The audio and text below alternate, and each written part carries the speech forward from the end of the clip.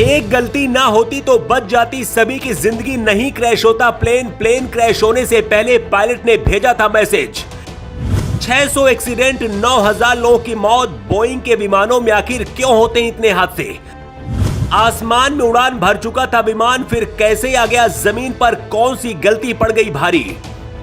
अगर एक गलती ना होती तो सबकी जिंदगी बच जाती। क्या जानबूझकर सभी यात्रियों को मरने के लिए छोड़ दिया गया? अहमदाबाद में प्लेन क्रैश होने से पहले पायलट ने मैसेज भेजा था। उस मैसेज में जो बताया गया था उसने सिस्टम को फिर से बेनकाब कर दिया है। जब इस विमान की सुरक्षा को लेकर पहली कई बार चिंताएं जताई जा चुकी हैं और दुनिया भर में इसे उड़ानों से 3 महीने के लिए रोक भी दिया गया था, तो फिर इसे भारत की बड़ी फ्लाइटों में उड़ान भरने के लिए क्यों इस्तेमाल किया जा रहा था? क्या सिर्फ कुछ लोगों के फायदे के लिए इतने लोगों की जिंदगी को दांव पर लगा दिया गया? अहमदाबाद एयरपोर्ट से उड़ान भरते हुए एयर इंडिया का विमान जब क्रैश हुआ, विमान के अंदर 242 के करीब लोग सवार थे। क्रैश से पहले पायलट को खतरे का अंदाजा हो गया था और उसने एटीएस को सिग्नल देते हुए कहा था, मेडे मेडे।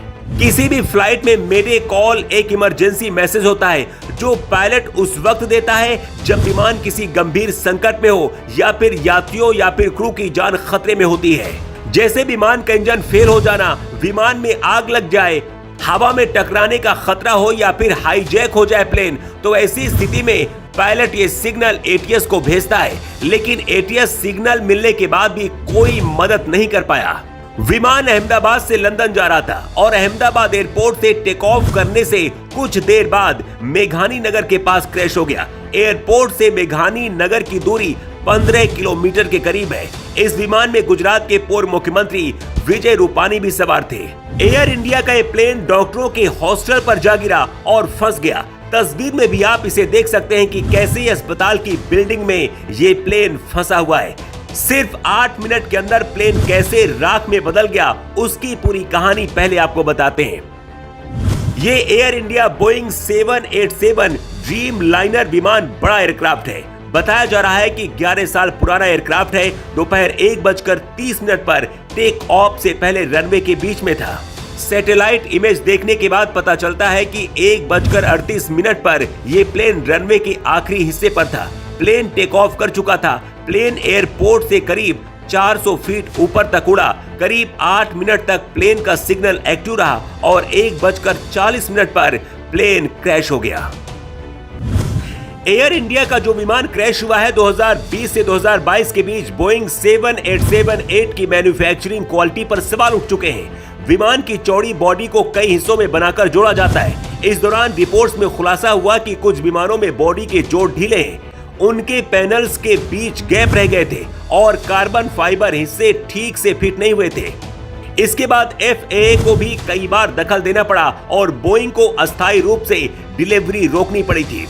अप्रैल 2024 में बोइंग के एक वरिष्ठ इंजीनियर ने न्यूयॉर्क टाइम्स को दिए गए अपने एक इंटरव्यू में दावा किया था कि ड्रीम लाइनर की बॉडी के कई हिस्से हवा में टूट सकते हैं क्योंकि उन्हें जोड़ने की प्रक्रिया में बदलाव किया गया है। उन्होंने ये भी बताया था कि बॉडी के टुकड़े ठीक से फिट नहीं होते हैं, जिससे स्ट्रक्चरल वीकनेस पैदा हो जाती है।